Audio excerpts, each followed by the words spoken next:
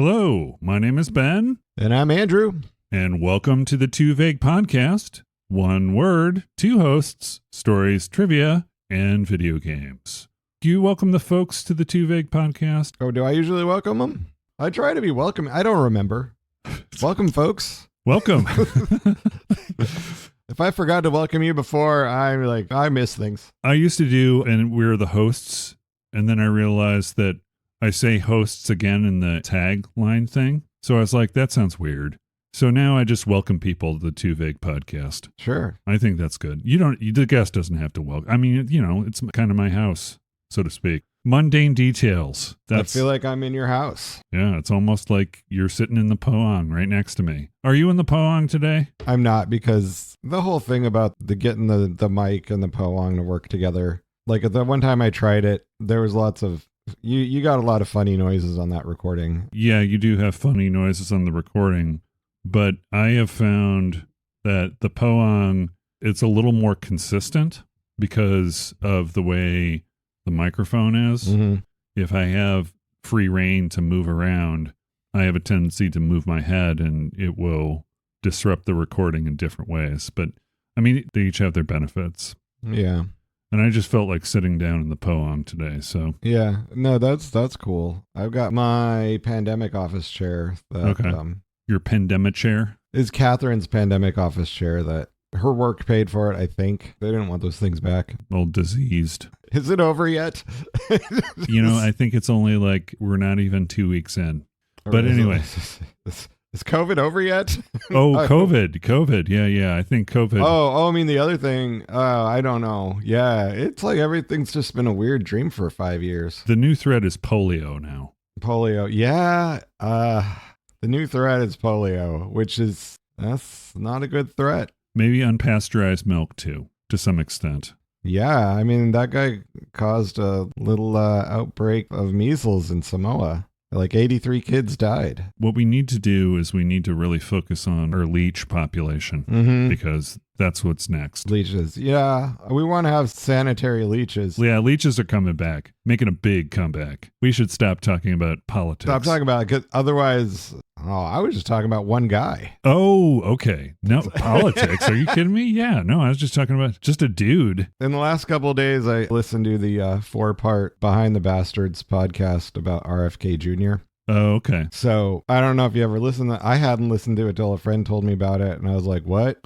And then I was like, whoa. And it's an interesting podcast. What percentage of statistics do you think are made up? If I have to give you a number on the spot, I think about 73%. Okay. I think 100%.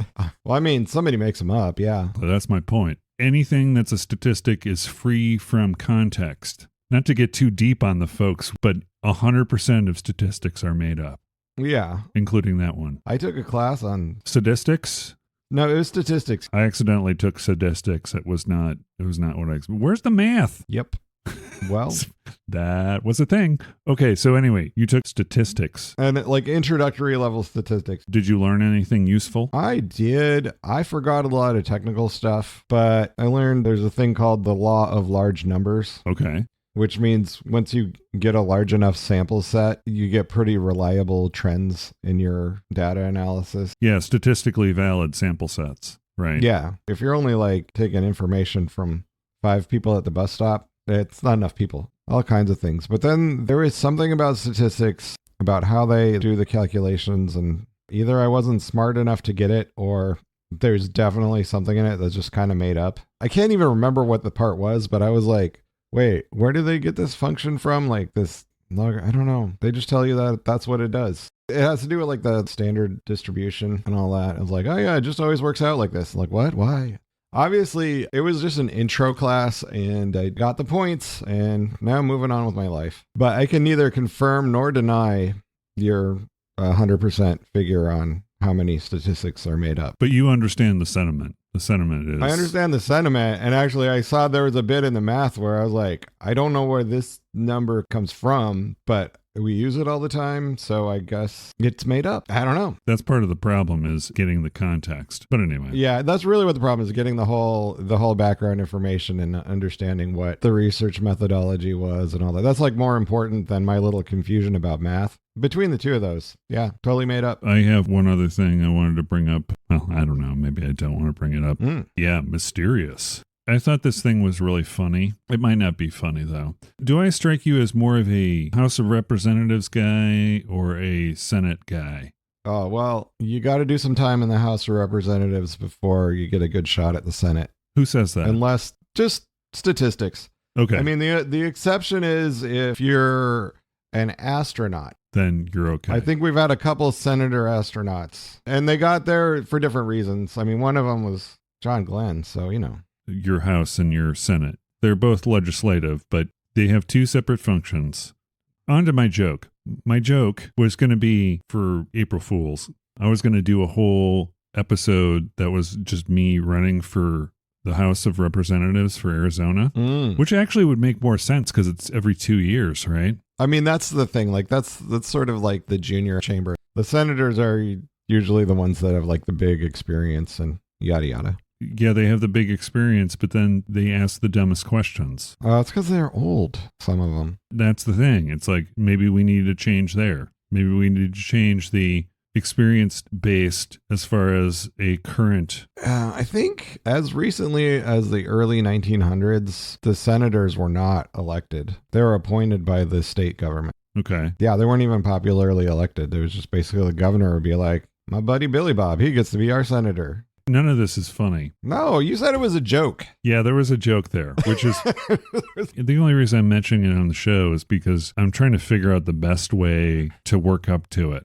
to deliver. Oh, okay. You know how there's a duality. There's a yes or a no, a true or false, as far as our politics are concerned. You're either one side or the other. Right now, it's like that, yeah. And it's not doing anybody any good, but... Ugh. So my whole thing was just kind of talk about that and then say, let's make the House non-binary again. Ah. You see what I did there? Yeah. It's a satirical thing. Is it funny? No. No? I think it's funny. But I know that there are things that I think are funny. Then I have to go and explain to people why it's funny, and then I realize that it's funny for a very small audience. You are my target audience. No, okay, well, I think it's funny. I think that's a great slogan. I would think you should make stickers and put them on every Cybertruck you see. My other Cybertruck is non-binary. Speaking of like stainless steel things, I got planter boxes in the backyard, and they're wood right now, but sometimes you want something a little more permanent and do like a steel planter box. But, you know, that steel finish is not as attractive as like a rusty finish. It kind of like a country look. If you like look on YouTube, you can find a really, really simple recipe for a solution made with household ingredients. 16 ounces of hydrogen peroxide and 2 ounces of white vinegar and half a tablespoon of salt. You make a mixture of that and you just spray it on your stainless steel planter box. That'll get it rusted up for you. Oh, good to know. It's just an interesting thing. Yeah, I mean, it's not gardening season yet, but I haven't rebuilt the planter boxes in a while, so maybe. Right. I'm going all into gardening this year. Or that's your story. I already got garlic in the ground. Did you get the library garlic this year? No. The library garlic. Yeah. No, this year I used the head from last year's garlic, which was really good. But the cloves that we got to plant that, we paid a lot of money for. I remember you were talking about it last year. It was a lot more than grocery store garlic, but that's going to pay off this year because I foresee... Well, actually, all I really know is that I did not pay for garlic to plant in the ground this year. So anything I get out of it's a payoff, right? It's gravy. It's all gravy. I like going and digging in the dirt and planting seeds and watching stuff grow, which I can do here because I live in a place where it rains. That's cool. Yeah, as opposed to where I live, which it's a little bit more difficult. It can be done, but it's more difficult. It can be done. No, I've done it. I've done the gardening in Tucson, and some people are really good at it, and sometimes you're lucky. Yeah, generally it necessitates having a greenhouse or some sort of enclosed area. But or you want something that, maybe it's full of shade. Speaking of gardening, I got a couple of orchids recently. Oh, God, orchids. I can't keep those alive, but... Congratulations. They're made of Legos. Oh, That's the best kind of orchids. I haven't assembled my Lego orchids yet, but Okay. All right. That, because otherwise I was just feeling like, because people will give Catherine orchids because teacher appreciation gift or whatever. right. We try to keep them alive, and then we're not good at it, and it's sad. This is my father's secret. He, for many, many years, grew orchids. Right. I've heard you talk about this before. Yeah. First thing you want to do with any store-bought orchid is replant it. Period, in a sentence. That's step number one. Just get it out of that garbage that it's in. Oh. Are you saying the stores don't want it to last that long? Yeah, exactly. Isn't that weird? Whoa. I bet this goes all the way to the top. It's maybe like they want you to buy more. That's the first thing you do if you want it to live. Okay. First thing you do. The second thing you need to do, how cold does it get in your area? Does it get freezing during the wintertime? It's been getting freezing lately, yeah. One of the good things about living in Arizona is, the dryness and how it has the temperature go from a really high temperature to a very low temperature because of the lack of humidity, right? The change is large. Right. But what you want to do during the cold season is you want to simulate an environment where it gets really cold. And that is what stimulates the budding and the blooms. So if you've got an orchid and it's not blooming, or you want lots of blooms this year during the freezing time, you don't want it to freeze over. But it's like when it gets really cold, you put your orchids out, let them sit in the cold. And I think this is for over the course of a few days. And that is supposed to snap them into producing more blooms. So those are my orchid tips for my definitely not orchid-based show. Yeah. I mean, that was a side quest. Yeah, Dad was big into growing orchids, so that's why I know what a phalaenopsis is. I hate that this introduction is kind of dragging, but... You're dragging the introduction. Okay, so...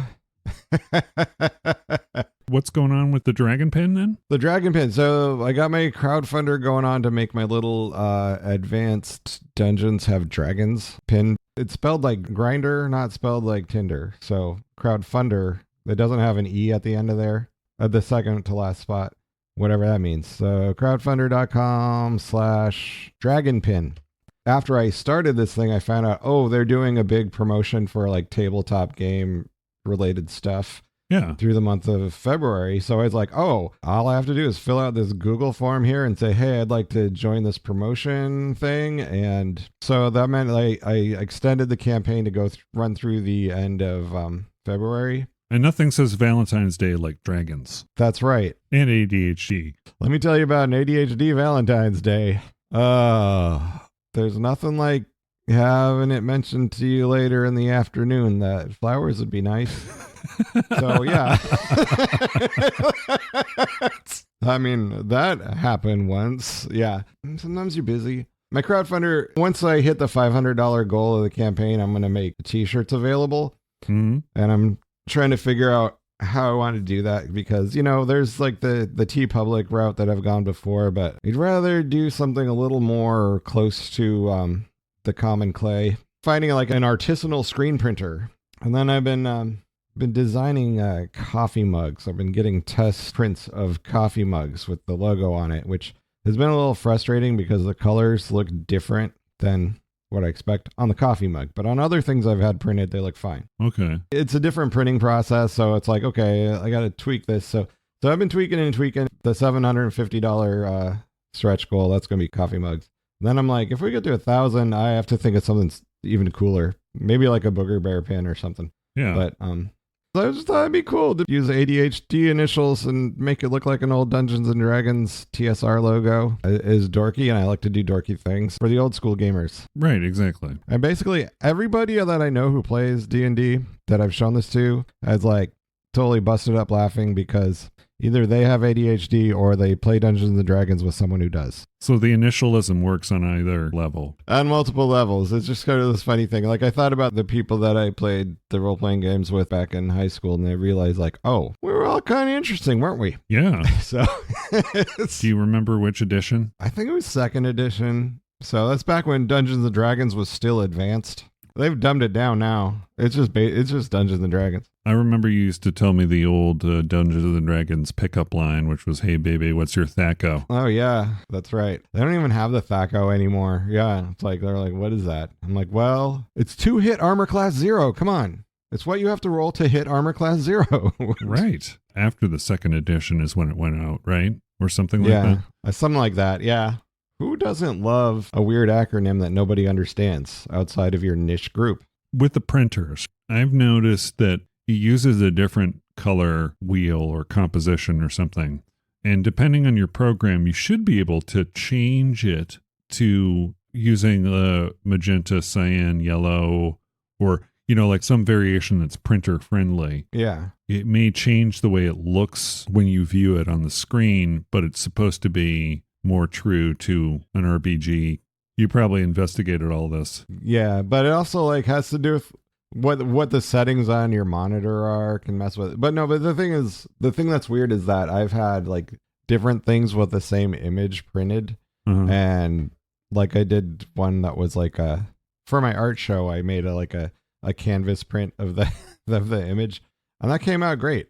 But then the mugs just look the dark red color is a little too dark. So the lettering doesn't pop like it does with... I think I'm being too fussy about it, but I'm working on it. Okay. Playing around with the different things. But every different medium has its own quirks. The exploration of those things, that's fun. But exactly. I mean, you do podcasts. I figure out how to print dumb things on coffee mugs. It's great. Yep. What I've been doing... I don't know if you remember one of the things that I did during my coverage of the days I spent at the Penny Arcade Expo. I played this game called Ender Magnolia, which was a sequel to a game called Ender Lilies. It's Ender Magnolia Bloom in the Mist. It feels like it's a different, there's tech involved in this one, but then generally you have the same sort of 2D Castlevania-esque kind of game. I got a code for it, and one of the promotional folks hopefully will be on the show. We talked about it. Ooh. Anonymous. She wants to do it independent of her promotion. Oh, she does? Thing, but well, that's even more vague than some of these, so that's great. Exactly. That fits right into the show. Totally on brand. Yeah, completely on brand. Vagueness and anonymity, yeah. Yeah. Perfect. Part of this game I compared to one of my favorite companies, Vanillaware. It's got a very distinct animation style that almost looks like it's inked. It's a really beautiful style. And I talked at the Penny Arcade Expo to one of the developers of the game about how Vanillaware games, just the style, it was kind of I'm a huge fan of all those games that use the hand-painted graphics. It's a very dark look to match a dark story about these automatons that are, I don't know, supposed to be good, but they turn evil when they get exposed to this mist. That's all I've got from the story so far. But you play the same type of character that you did in Ender Lilies, Quietus of Nights, the first game. So you're an Atooner, which means you're from Altoona, Pennsylvania. Oh, wow. No, it doesn't. That would be an Altooner. Yeah, I never been to Altoona. I never got to that part of Pennsylvania. Well, if you ever go there and someone forgets to zip up their fly, tell them their Kennywood's open. Okay. Your Kennywood's open. And then also my little anecdote. I texted you saying I thought my cat was a Flerken because all of a sudden, yeah. I don't know if people know what the Flerken is, but it's an alien from the Marvel universe. Yeah, Captain Marvel, I think, was the movie that it showed up first in, where we learned that gave Nick Fury the need for an eye patch. Exactly. The Flerken looks like a cat, I guess, to humans or whatever. They swallow things. They, swallow a lot of stuff. I misplaced my remote control for my television. And I was like, what the hell?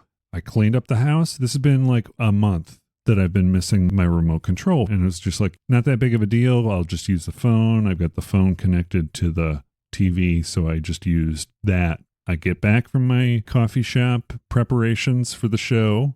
What is there underneath the chair? Stinking remote. The remote. Yeah? It is a mystery of the unexplained. I have no idea where it came from. Honestly, I tell you, I looked high and low for that in this apartment. and then all of a sudden it just appears. It's weird. I've seen weird things like that a lot. I attribute it to gremlins, but could be a Flerken. I swear, man, I looked everywhere for it, and then just all of a sudden it appears on the floor today. I'm pretty sure it was Mango, but I don't know where he had it or where he found it. Yeah. That's what's going on with me.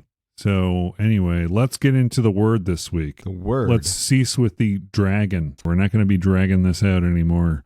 Related to your use of dragon with your dragon pin, Advanced Dungeons have dragons. What is the origin of it? Was it just it fits the initialism, or is there a deeper meaning to how you came up with this? Like most of my best ideas, it came from me making a Booger Bear comic. All the credit goes to Booger Bear. Basically. So yeah, I made a little like a 1-page comic dealy where Drew, my alter ego, is talking to Booger Bear about Attention Dragons. You know, recently getting really, yeah, that's the one. Yeah. Did I send you that? Yeah, I got Attention okay, Dragons. yeah. Attention Dragons, yeah. Not to be confused with Attention Dragons. It's Attention Dragons. It plays both ways in my head, but yeah. Coinciding with my own relatively recent ADHD diagnosis, you know, I'm like having this conversation with Booger Bear about, Booger Bear, what's up with you? It's like, oh, I recently got diagnosed with ADHD. And Booger Bear's like, no, you did that in high school. And I'm like, well, sure, I had the traits, but I wasn't like diagnosed. It's like, no, you did with it, you know, the dice and the miniatures, and then you totally did AD. It's like, no, you're thinking of advanced. Yeah, Advanced Dungeons have dragons. And so that was the inspiration for that. But it's like, also, I think there's a lot of overlap with various kinds of neurodiversity. Yeah. It's kind of like my theory. Most jerks like bowling. That's not, no, they don't. I'm like, let me think, wait. Who likes bowling?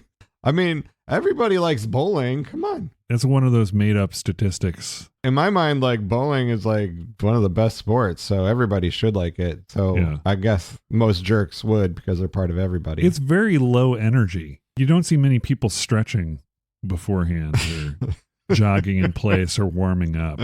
Not very often. Not a lot, no. But imagine dragons bowling. How would they bowl with their little tiny Tyrannosaurus Rex hands, or well, like what? Do you think they have full claws? Like how would they? I don't know.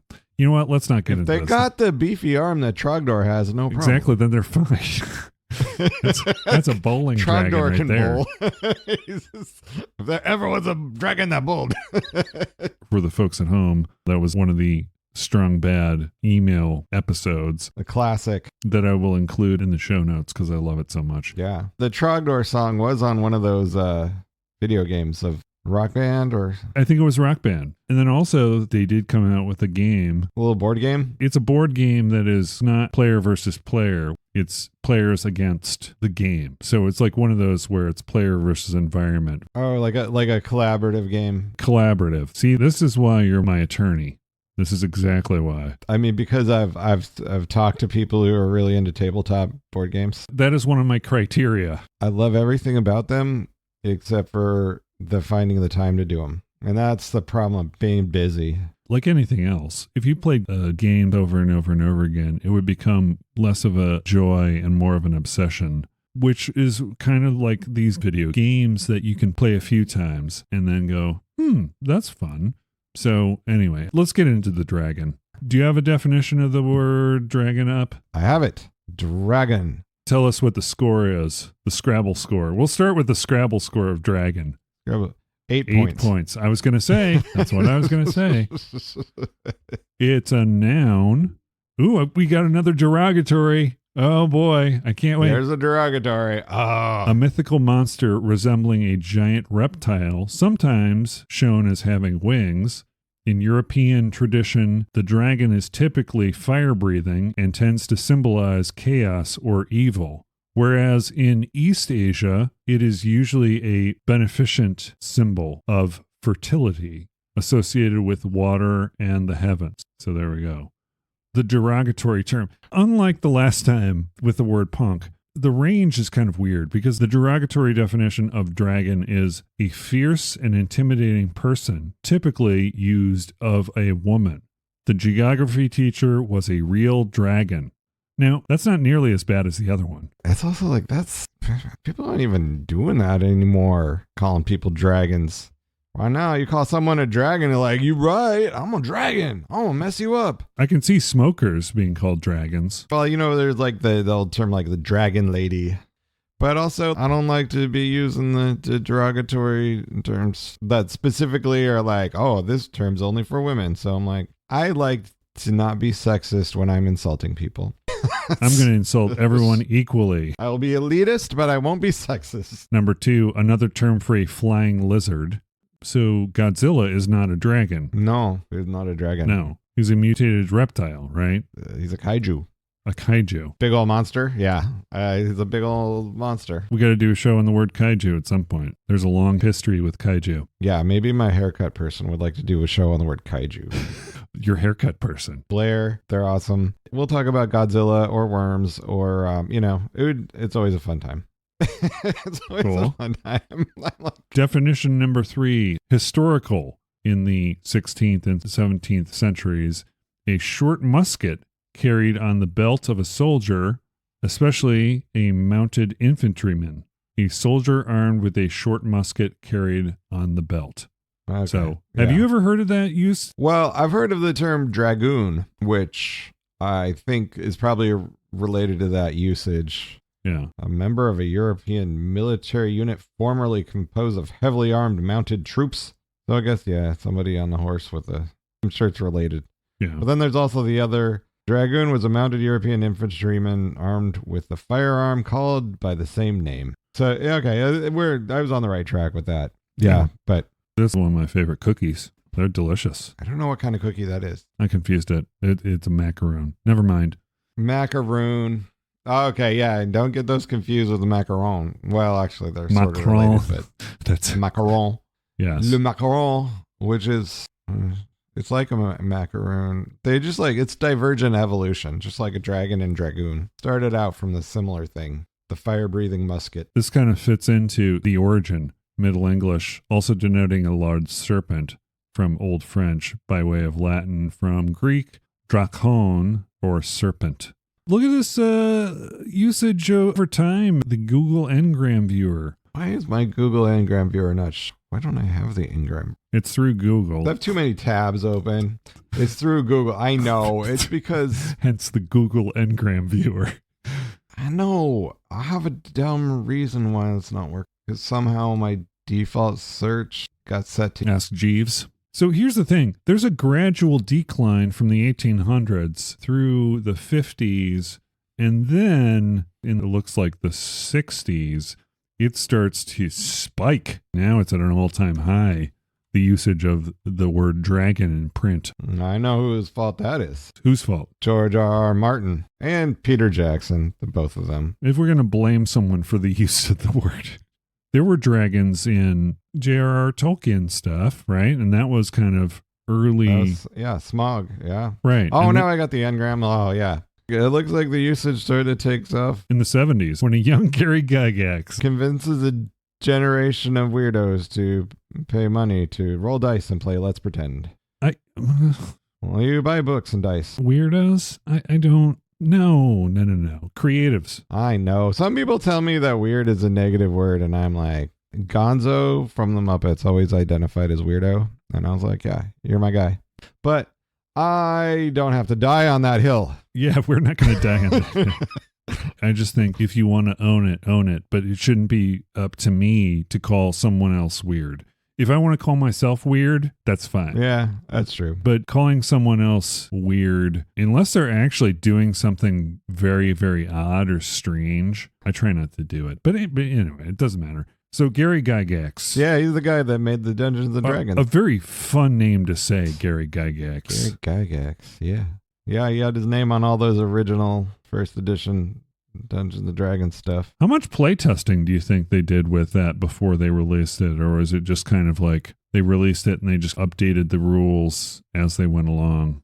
Do you know anything about the history of Dungeons and Dragons? Boy, it's been a while since I've dived into the lore, but I do think there were a lot of war games and stuff that were popular back then. Like more advanced board games were coming out. Like Avalon Hill was doing a lot of stuff. And even then you had your Axis and Allies and all those very advanced Risk-esque games. Yeah, so there was like definitely a game playing community. Right. There was a market. But I think for that one, yeah, I think, there were just some people that were into games and also into the Lord of the Rings and were like, hey, let's do this. And like, we'll make our own characters and do our own epic adventures in this kind of setting. And then I think basically the game came out of a group of people deciding to play it. And then it got, sort of standardized into some rules. And right. I mean, there was a lot of, let's say, like the science fiction convention scene in that time, and all of the sci-fi and fantasy fan worlds. Despite the lack of an internet, they were very active. I'm sure there was like playtesting at conventions, and they might not have even thought of it as playtesting. They were like, hey, we came up with this game. You guys want to go play it? And then I think it came about kind of organically. How often have you played Dungeons and Dragons with people? How many times would you say? With people? Yeah, with people.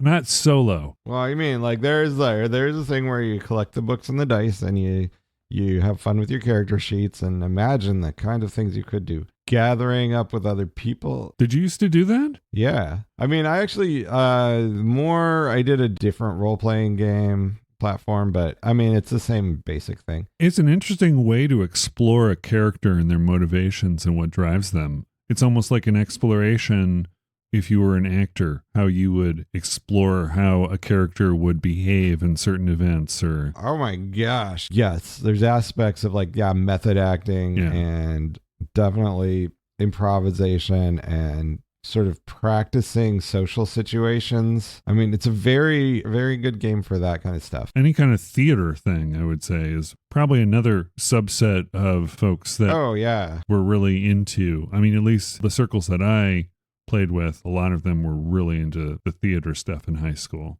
Oh, you bet. There's like the two groups of the theater kids, right? The Dungeons and Dragons crowd and the Rocky Horror Picture Show crowd, right? Well, now they overlap. They're the same crowd. What is that quote? Never betwixt shall meet or something to that. Never the twain shall meet. Yeah. Never the twain shall meet. I think there was some overlap, though. There was definitely some overlap. I feel like it would be more likely some of the Dungeons and Dragons folks would go over to Rocky than the other way. I don't know. Because it's all about seeking the audience participation. Throwing hot dogs and toilet paper and stuff. And calling your older brother penis breath. That was E.T. Right? Remember E.T.? They're playing D&D in E.T. They do D&D stuff also in Stranger Things. Trying to copy E.T., that's basically. Speaking of which, seeing Drew Barrymore on the AARP magazine. I thought that was cool. Oh, yeah. Drew Barrymore on the cover of the AARP magazine because she is the same age as me. Yep. It's like, Gertie. But you know what? I had been getting that magazine for a few years because I sneaked in early to get some discounts. They didn't check. No, they didn't. There isn't a rigorous screening process. No, there was a while they were like, we'll let anyone in. I was like, cool. I want to get a cheap cell phone plan, but yeah. So back to dragons. Yeah. What is the first thing you think about when you think about the word dragon? Because I go all over the map personally. Yeah, like dragons are just such a cool part of, I don't know, when I was in middle school, I just like drawing dragons. Yeah. Like I think 7th grade, I drew a lot of dragons. I didn't do Dungeons and Dragons yet. Like I'd heard of it. Did you read a lot of the fantasy? I read a lot of stuff. Like Anne McCaffrey and Dragon Riders of Pern. Is that Anne McCaffrey? That was Anne McCaffrey. Let's see. I'm trying to like find I was a little late to the Dragon Riders of Pern, and I didn't read all of them. But I read the Dragon Singer trilogy that was like within that world. Okay. But that wasn't even about somebody who rides on dragons. It was about somebody who sings and dragons like her. She's the Dragon Whisperer or something. Yeah, something like that happens. I don't remember. It was a long time ago when I read those. But it was a more like, street level, like behind the scenes. Not the main heroes of the Dragon Riders of Pern, but what goes on in the frickin' fishing village. So what is the first thing you think about? Your childhood, drawing dragons? That's one of the first things, drawing dragons. Any consummate V's? I didn't get to the consummate V's till later. But yeah, no, dragons, like doodling dragons has been like a common thing. Just do it a lot. Oh, yeah. The 2600 game Adventure. 3 dragons in it. Let's save that for your contribution to the video games. Do you think of any movies? Pete's Dragon. Pete's Dragon. There's another. Yeah. You know, the original one, the one that had Mickey Rooney in it. Okay. I don't even remember the story at all. There's a kid, there's a dragon that goes invisible sometimes, which saved Disney a lot of money on animation. Oh, the dragon's invisible now. How about that? Wait, all you have to do is some practical effects on this scene. Yeah, move some stuff around, knock a lamp over. Oh, that was Elliot. Do you think it was a cost-saving measure? The movie came out in 1977, so I feel like Disney was doing a lot of stuff on the cheap. They were struggling. There was a lot of live action mixed with cartoon stuff that they were doing back then, weren't they? They did a little bit. Like in the 70s. Yeah, well, the thing is, like, they weren't doing any full-length animated movies that often. They would try, and then it wouldn't do so well, and then they'd be like, oh, I don't know.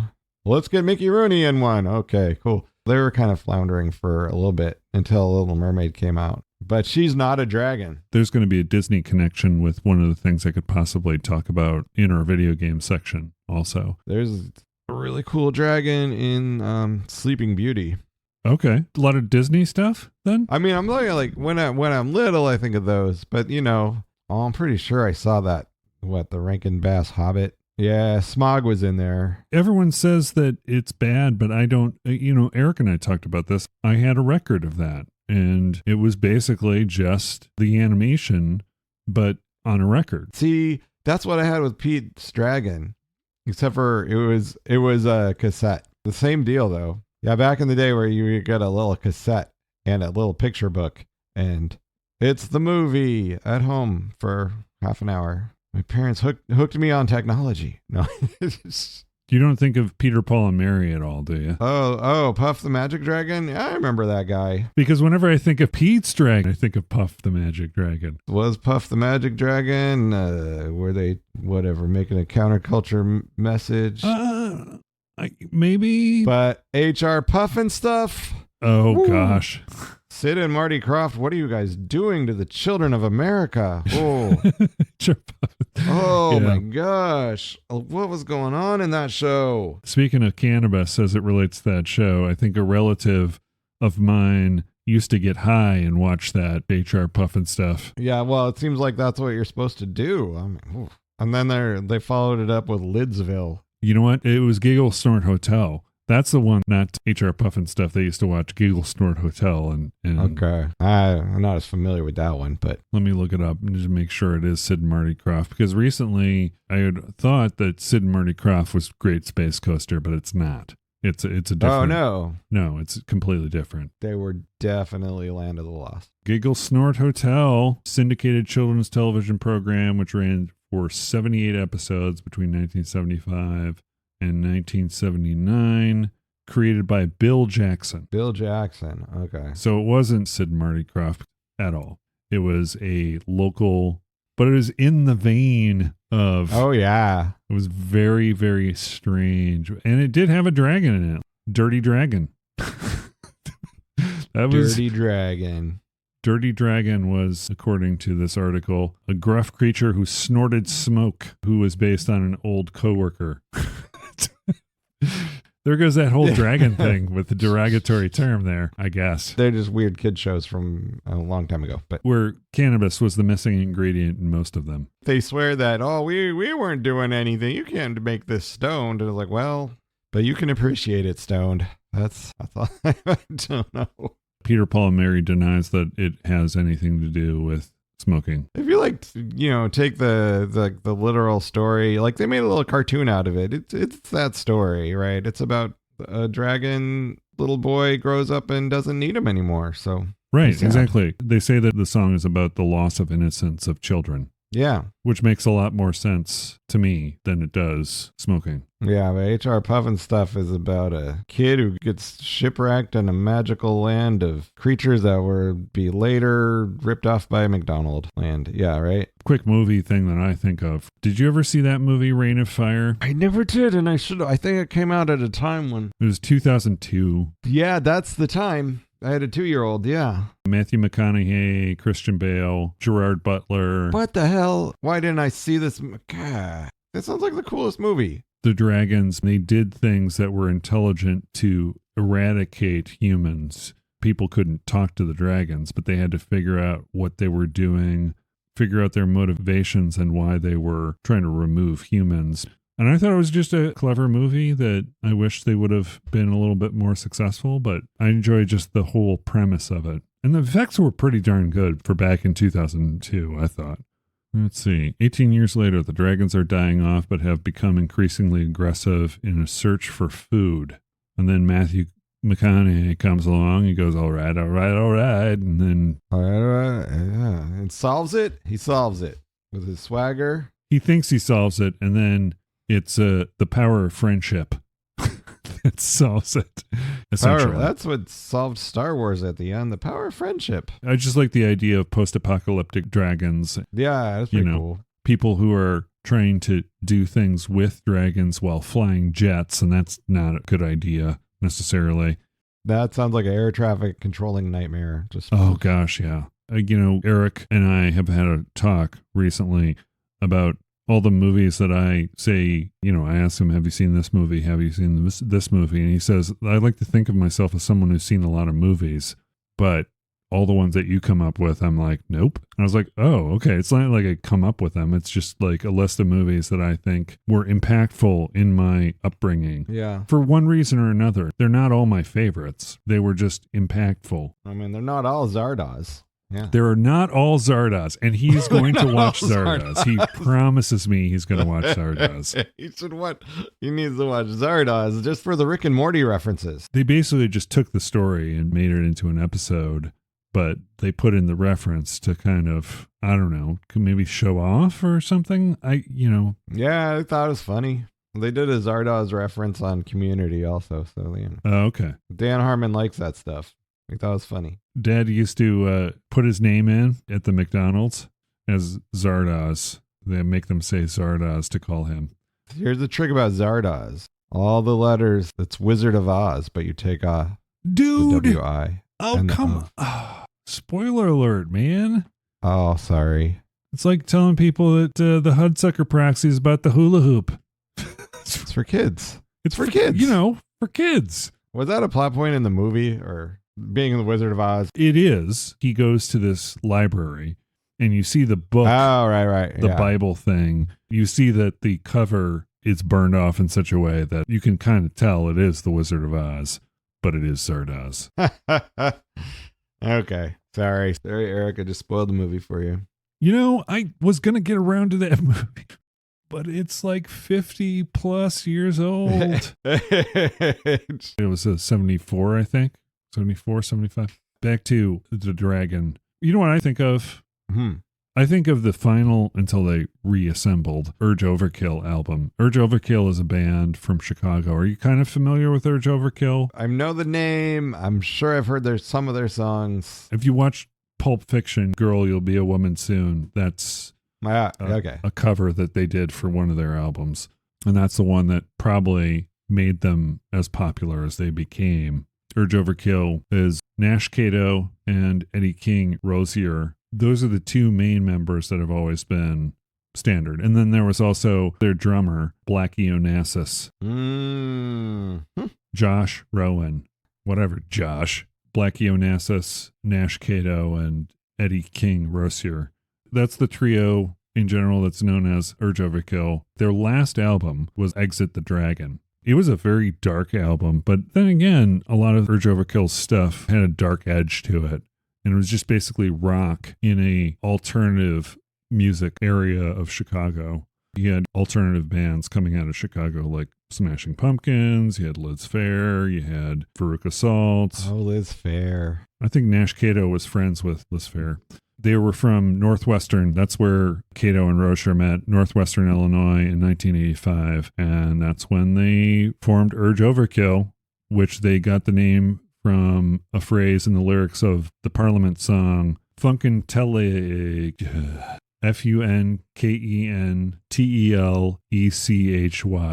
Funkentelechy. Funkentelechy. I'm going to take your word for it. Yeah, we're just going to say they got it from a Parliament song. And they were sort of a fusion. They had some rock sound to them. They had some punk sound to them. Opened for Nirvana when they hit big. They were kind of in the scene, and then Exit the Dragon was their last album before they reformed. Sometime in the middle 2000s, they didn't come out with an album until 2011. They've got a recent album that came out in 2022, but I remember Exit the Dragon just got ripped as far as being a horrible album in all the local Chicago reviews. I thought it was like, well, why did everyone hate it so much? But I found out later that they kind of had a falling out with Steve Albini, who was their earlier producer, and he had a lot of pull in Chicago.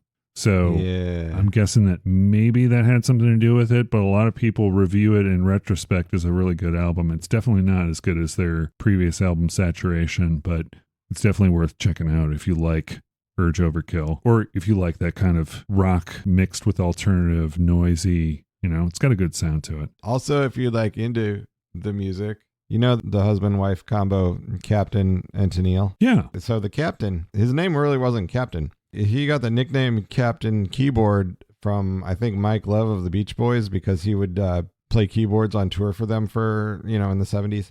Okay. But then, so that's where he was the Captain, because if he hadn't gotten that nickname, his that husband-wife duo would have been Dragon and Tennille, because his name is Daryl Dragon.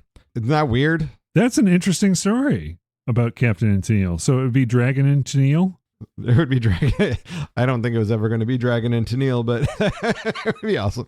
But that is kind of a joke too. I don't know if anybody's seen this series that's older YouTube now, but Yacht Rock was the name of the series, and it was like a kind of behind the music thing. But yeah, there's just the scene showing Dragon and Tennille where Daryl's got a little dragon hat on instead of the captain hat.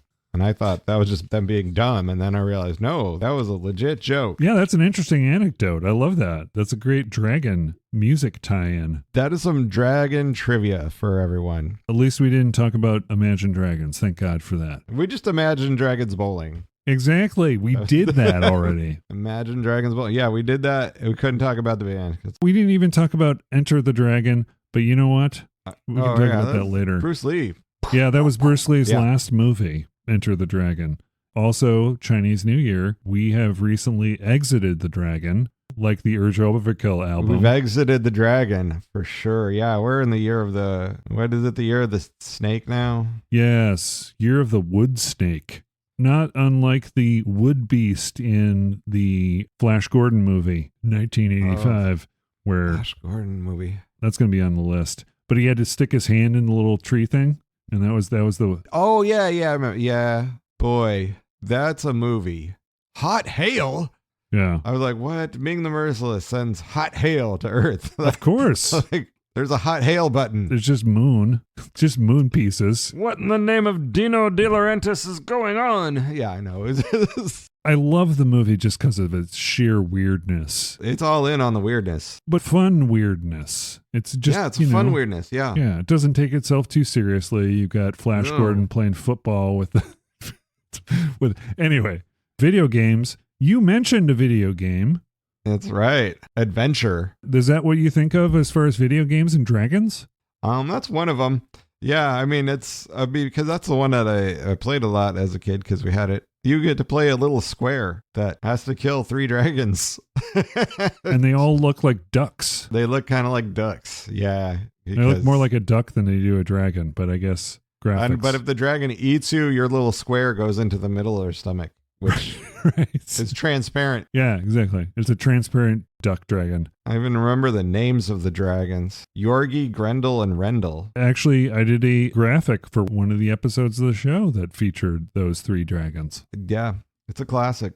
It definitely is a classic. Classic of like these are the lamest dragons. We all knew they were lame then, but we loved it. It was something that wasn't available on any kind of system. And even though it was just kind of a maze game more than anything else, It was fun for the time that it came out. That's right. You had to go find the things in the maze and then go back. It was cutting edge for the Atari 2600. You had to find the little arrow, which was, I guess, the sword. That was the sword, but it looked like an arrow. Like, Yeah, it was just an arrow. A fun thing to do would be like to drop the sword somewhere and then get the dragon to chase you and then try to get him to run into the sword itself. That was a fun way to kill the dragon. But then sometimes the sword would get stuck inside the dragon. Then you need to get the bat to get the sword out, but then the bat would take the sword wherever the hell it wanted to. And then you had to find where the bat took the sword.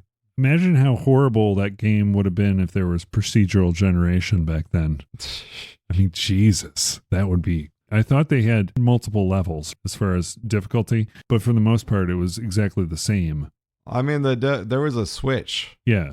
Yeah, you could just put it on a physical switch on the console. It'd switch to difficult. It'd make the joystick less responsive. No. just basically said, no, I'm not going to do that. That's what it said. It was being difficult. I mean, I thought it was an expanded dungeon, but I'm not sure. I can't tell you for certain. I didn't do my research on that. I'm trying to remember. I did my research on a different dragon game from the 80s, whereas yours is from the 70s. But yours, I bet yours. Don Bluth. Yes. I got my Renegade ex-Disney animators mixed up. Yeah. It's funny you mentioned Renegade. The other one that I was going to do was going to be Double Dragon. Did you ever play Double Dragon? Yeah, I remember that. That was one of the two guys fighting thing. Beating up stuff. Yeah, exactly. Billy and Jimmy Lee. Like they go beating up everybody on the way to win. Rescuing Billy's girlfriend, whose name I think was Miriam. Double Dragon, they're twins apparently. They actually did look like twins. There was a movie made about it. You can get it on YouTube for free streaming. I found it. I wouldn't pay for it. I was going to watch it just to see how horrible it was, but I thought I wouldn't be able to get my time back from that. You thought better. Yeah. They call it the golden age of arcade beat-em-ups. There was a game called Renegade. That's why you reminded me of that. Double Dragon was supposed to take place in that universe, the same universe, the River City universe, when side-scrolling beat-em-ups kind of disappeared after the arcade days, and then they reappeared more recently within the last 10, 15 years. And River City Girls is this game that's basically paying homage to those types of side-scrolling beat-em-ups in the oblique perspective, the cabinet or the cavalier. Everyone knows what isometric is, but if I say oblique drawing, do you know what that is? The oblique perspective? Oblique drawing. Perspective. It's not direct. What is oblique? When you do perspective drawing, there's oblique perspective. Video games have in them, in general, the cavalier drawing or the cabinet drawing. And it's kind of like that is the way that it handles 3 dimensions. Between that and like some of your parallax scrolling kind of stuff that happens to make it look more 3D. The more upfront, closest things move faster than the ones off in the distance. That kind of gives an illusion. You're right. I wanted to talk just a little bit, just touch on it. Arcade game, Dragon's Lair. Now, did you ever play Dragon's Lair? A couple times, sure, but I did not get very far. No? No, I was bad at that one. It's more about timing. And I think it took more quarters than the other ones. Because it was fancy new technology. Exactly, it was fancy new. And I was like, I'm going to spend my quarters on the game I can play longer. It was what put laserdisc games on the map as far as a type of game and a technology to use in games. That is true. Although it never really took off. There are little bits of it in CD-ROM games. You have some things like that. And of course, when CD-ROMs came along, people came out with versions of Dragon's Lair and Space Ace. I preferred Space Ace to Dragon's Lair. But I did have a couple of Dragon's Lair t-shirts that my grandmother bought me. That was kind of cool. Yeah. And then I got into a fight over my Dragon's Lair t-shirt in the arcade, and I hid in the bathroom area of the mall with my brother, who wanted to fight this guy. He said, Dragon's Lair is dumb.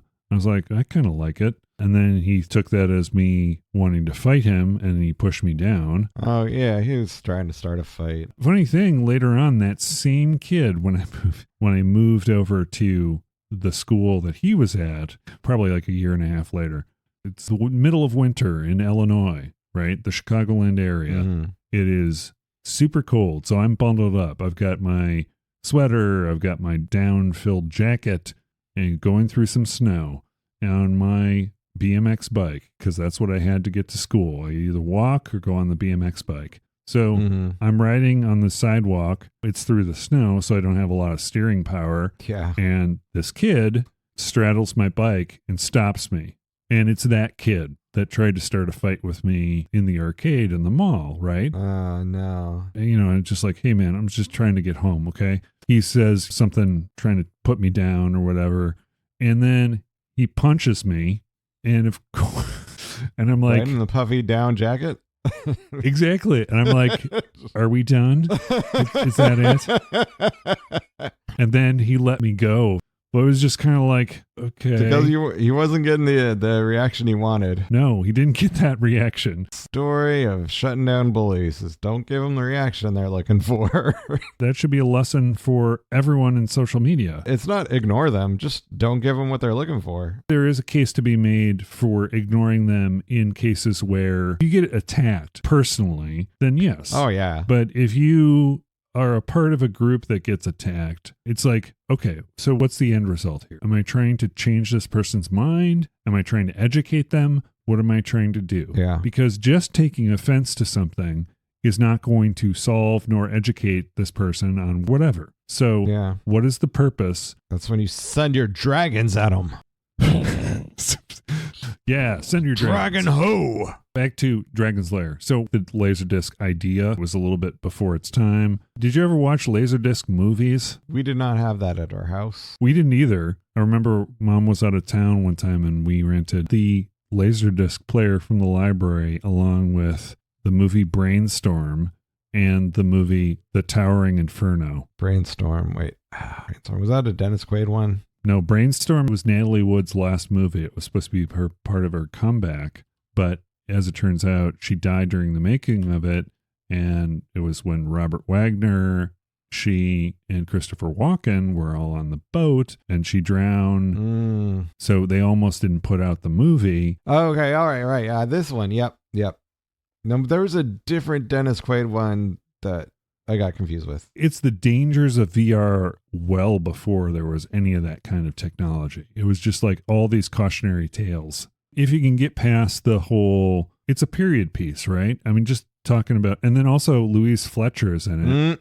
Nurse Ratched. I was thinking of that Bajoran leader was whatever her character was in Deep Space Nine. Kai Wynn, yeah. That's who it was. She is a key part of Brainstorm if you watch the movie. And I'm not going to spoil it at all other than what happened in the real universe when that was being made, but that's not really spoiling it. It was an interesting ending and focal point for the fact that Natalie Wood died during the making of it. Yeah.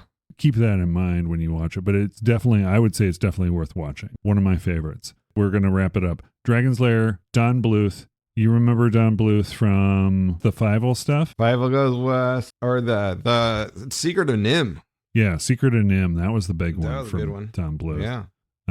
But anyway, so yeah. Yeah. Dragon's Lair, initially released in arcades, 1983 by Cinematronics, and they tried to follow it up with a sequel, Dragon's Lair 2 Time Warp. It tried to do some things that were different where, you know, you had branching options, sort of, very minor. So throughout the game, you would see sequences. This one, it wasn't like Dragon's Lair where it would mix up the different scenes and you would go through X number of scenes to get to the end. In Dragon's Lair 2 Time Warp, you would go through a linear story, but there would be parts that had little hidden objects on the screen. And if you picked that direction, it would do a little mini cut where it froze what was going on. And then you would grab that item, put it in your little satchel. And if you got all the items, supposedly there was supposed to be a special ending. Anyway, so what is your final thought on the word chicken fried steak? Chicken fried steak. Oh, that's good. It's good stuff. Oh, I'm sorry. Fried steak. On the word dragon. On the word dragon. Burninating the countryside. Yes. Burninate the peasants. Watch that video. Watch that video. I mean, it's not for everyone. But yeah, my thought on the word dragon is, so dragons are an interesting mythical sort of fantasy creature, right? It's mysterious. It's something that comes from imagination. It's obviously based on lizards and things of that nature, but it's not a real thing. It's everywhere in media and it's everywhere. It's all over the place. We love the dragon. So love your dragon. Thank you for joining us on this week's episode of the Too Vague Podcast. My name is Ben. My name is Andrew. And we've been your hosts. Have a wonderful night. Bye. Ciao. Ciao.